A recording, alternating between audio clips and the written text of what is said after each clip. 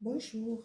Il est parfois, on peut se retrouver dans une situation de polygamie, euh, euh, piégé par des sentiments et on ne sait pas ce qu'il faut décider. Est-ce qu'il faut rester dans la relation ou pas? Que l'homme ait déjà une première épouse, deux, voire trois, puisque la religion musulmane permet d'en avoir jusqu'à 4 épouses. Donc, il arrive qu'on soit piégé par son cœur parce qu'on sait que la polygamie n'est pas facile à vivre. C'est plus facile à dire qu'à faire. Bon, il y a des femmes courageuses qui arrivent à supporter la situation et la vivent finalement bien, où les femmes s'entendent entre elles et arrivent même à partager des choses ensemble et surtout se tenir compagnie. Comme ça, les femmes ne sont jamais seules à tour de rôle. Chacun fait son devoir vis-à-vis de son époux. Les tâches sont divisées, chacun fait son tour. Ben, chaque couple polygame trouve son équilibre. Il y en a qui font par 2 jours, il y en a qui font par 4 jours. Peu importe si l'équilibre y est. Donc, la situation de polygamie, c'est une situation personnelle de chaque personne. Il y a des personnes qui ont peur de partager. À la base, moi je dirais que aucune femme ne veut partager son homme. Après, il y a des femmes, comme j'ai dit, résilientes qui arrivent à se retenir de par l'expérience, de par leur âge, de par leur maturité, de par leur spiritualité, puisqu'il faut beaucoup de spirituel pour arriver à se contenir vis-à-vis de certaines situations.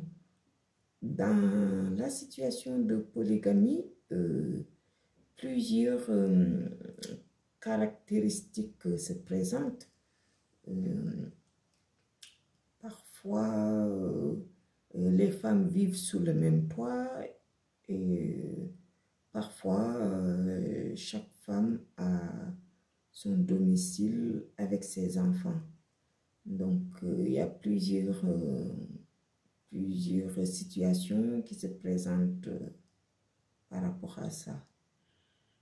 Donc, cette situation est supportable et tolérable, acceptée même pour certaines femmes. Aujourd'hui, il y a même des jeunes femmes qui réclament cela pour user de leur liberté, avoir du temps pour soi, ou aussi des femmes qui ne se sentent pas capables d'assurer toutes les tâches à elles toutes seules et préfèrent partager, il y a même des femmes qui disent souhaiter être la deuxième plutôt que la première. D'autres préfèrent être la quatrième. Comme ça, elles savent qu'il n'y aura personne d'autre sur elles. Mais bon, ça n'empêche pas l'infidélité de l'homme, quel que soit le nombre d'épouses que celui-ci a. Pourtant, beaucoup réclament que plutôt que de rester avec une femme et d'être infidèle, autant en épouser 2, 3, voire 4. Après, c'est la vision de chaque personne, parce que moi je dis pourquoi être avec une épouse et d'elle-même. Si la femme accomplit toutes les tâches, il y a peut-être un manquement ou manque de communication pour que la femme sache ce que vraiment son époux aime pour pouvoir satisfaire son époux plutôt que de vouloir faire comme tout le monde, puisque chaque couple doit aller à sa façon, chaque couple écrit son histoire et c'est ainsi que les choses devraient se passer pour éviter les infidélités d'un époux. Donc, je veux parler ici d'une situation où,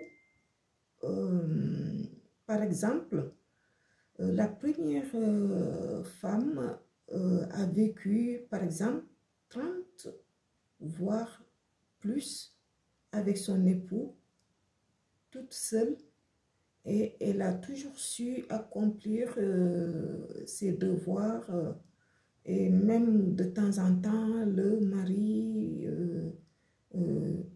fait l'éloge de son épouse. On a déjà vu des situations comme ça.